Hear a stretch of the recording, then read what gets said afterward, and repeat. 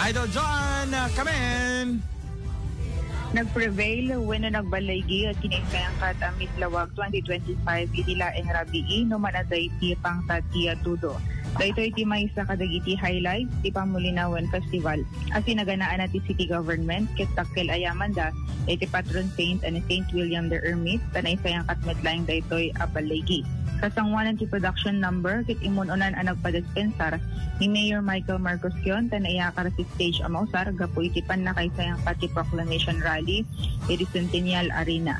No pekasta nagyamanan na dagiti so amin anang bukal di pageant pakairamanan dagiti horado ken bisbisita manipud pay iti sabsabali a lugar. Department heads and division chiefs of the city of Lawag, Apo, dispensara Apo ha, I just want to tell you, pasensya Apo, please listen, that the original venue of Miss Lawag was the Centennial Arena Apo, but we were made tanggal because of the rally of the Alianza para sa Bagong Pilipinas, and they made us tanggal bigla Apo. That's why we're here now. So please pray to the Almighty that sana wala nang ulan Apo.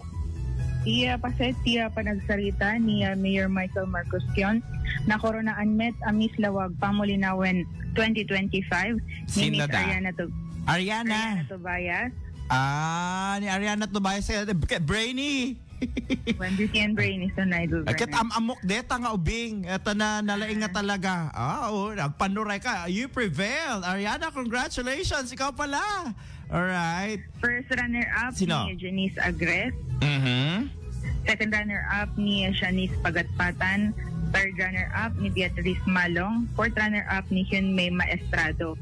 The iti paset deti question and answer portion and nangyan tayo deti answer ni Miss Lawag Pamulinawan 2025 Miss Ariana Tobayas.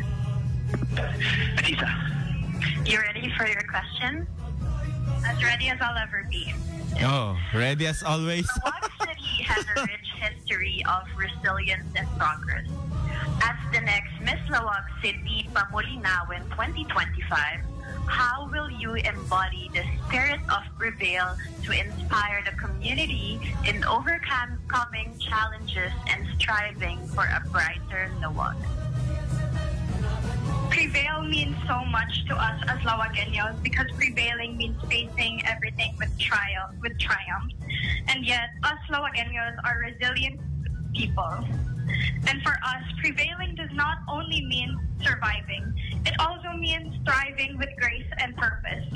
And if I were to be crowned Miss Lawag 2025, I want to be a beacon of hope and resilience for the people.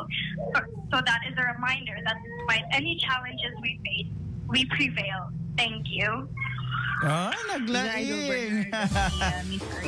Naalam, Ariana. Brief and concise. Tama at tama sa tema at timpla ng iyong mga sagot. Straight to the point. That's it. At kuhang-kuha mo talaga ang crown ng Miss Lawag 2025. Congratulations to you, Ariana Tobias. Or di kita dumadi, they're pronouncing it as Tobias. Ayan. Ariana Tobias, congratulations. Ang first runner-up si Janice Agres. Ayan. Second runner-up Zanice. Uy, magkakalapit na ng pangalan ha. Pagatpatan. Iso nga si ka Janice Madamba agsagana kamitin baka si kamot ti sumaruno nga Miss Lawag. Ayan. Idol Joanne. When saganan na Idol.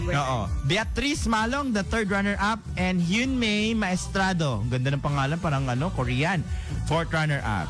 Ayan. And again, congratulations sa Miss Lawag City Pamulinawan 2025 at sa lahat ng mga coordinators and the city government as a whole ng Lawag City. And after which, binubuyak ni GJ live, and at the same time after the program, nagdaldalos da Idol Joanne, di ba? This is the thing that we are pushing through.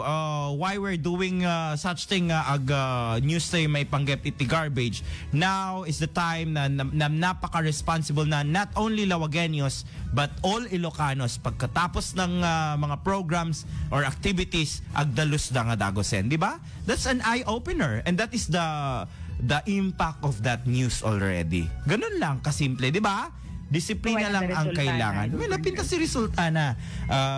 Yun naman yung purpose. Kaya wag nang magbangayan sa basura at maging solusyon, wag maging problema at ang importante, wag maging basura. Ayan, Idol Joanne. Okay, go ahead! Damag iti syudad Tilawag, Kadway 99.5 Tilawag, Idol John, 15 tatak for MN.